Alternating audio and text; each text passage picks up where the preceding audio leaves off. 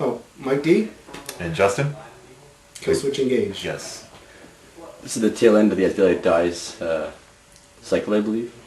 Oh yeah. How are your energy levels at this point? Wearing thin.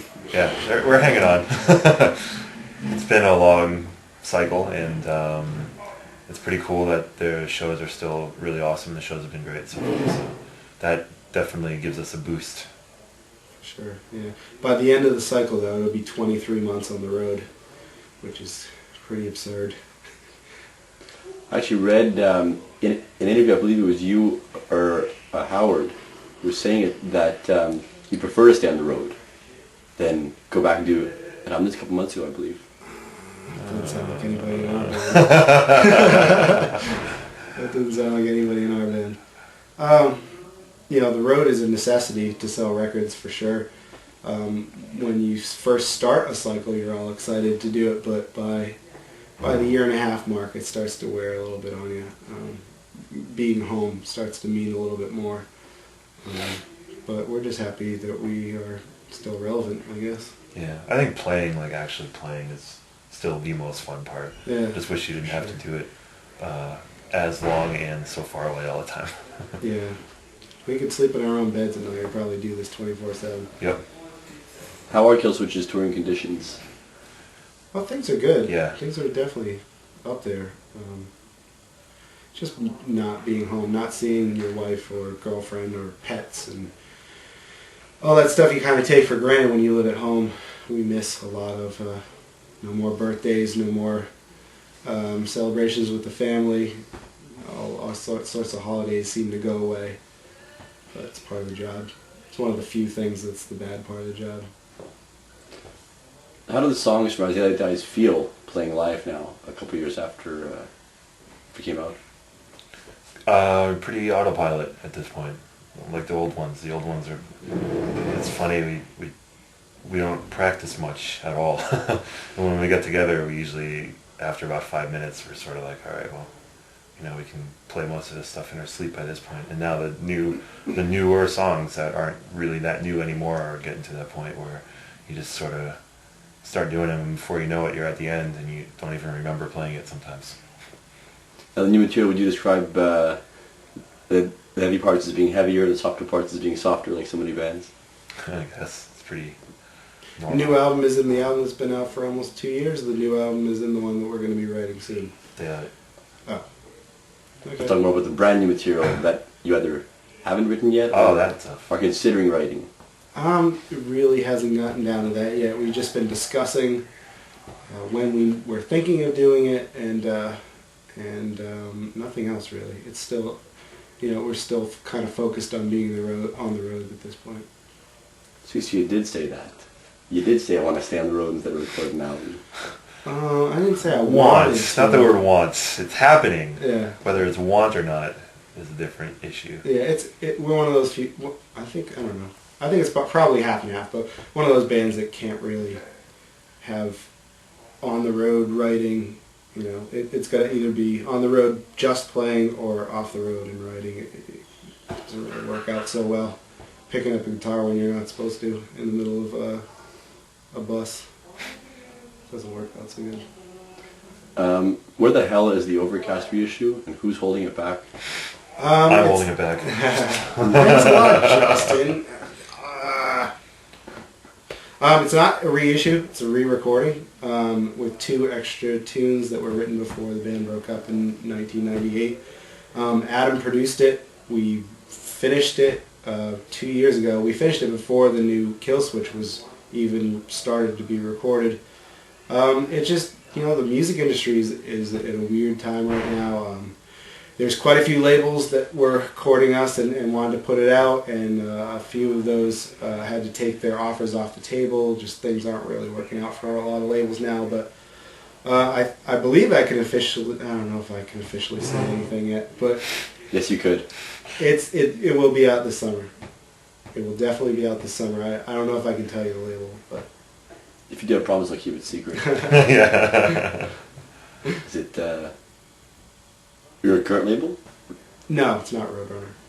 they were interested and then not interested and then interested and then not interested. So no, Out of here. it's gonna be different label. Double Death Wish. No, nope. He's gonna go through. It's all right. I'll just say no to everything. Brought to eulogy. No, it's bigger than that. Edison. No, unfortunately, I wish John still did his label. John Dudek from Edison, super great guy. The cool part about Edison was that he only put out bands that he really, really loved and then stopped when there wasn't anything else he was interested in and never picked it back up just because he hasn't found anything he liked anymore. It's kind of cool. I don't know. There are some bands from the Overcast era who are still kind of staying true to the sound. I mean, Starkweather put out a new album last year. What do you think about that? It's awesome. It's great. Yeah, I actually had a big conversation with the guy who played bass on that, who plays for Dillinger, and how it was to be in the studio with those dudes. They're extra bitter guys. An amazing band, but wow, it's hard to take sometimes when someone's that down on life. Right. I guess a couple There's of also things. Blood has been shed too. Yeah. I was about to get there actually, but let's keep the spotlight off you for a second, all right? Yeah. Just want to finish off about Starkweather. Sure. What kind of comments did you hear? I mean, in the studio, what kind of things were they saying? Well, the bass player for Dillinger said that basically it's all right to love a band from afar and not have to be in that band. He was kind of he felt like he was better off not being a part of the band. Okay. Of course, Blood has been shed. Now we get to you and that incredible band that you were part of for a number of years. There is still demand for that band. Of course, your touring schedule, with Killswitch. I mean, does it prevent anything from ever happening again? No. It's not even Killswitch. It's Corey is just a super busy dude, and before I was in Killswitch, the band wasn't really a touring band anyway.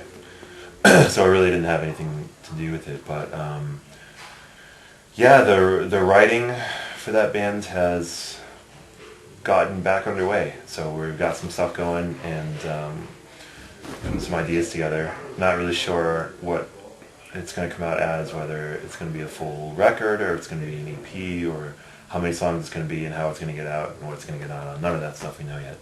But all I know is that some ideas are definitely getting put together and it's a little on the weird side. But I guess that's just the way it works. Does that have to do with Corey being struck by lightning 3 times? Yeah, probably.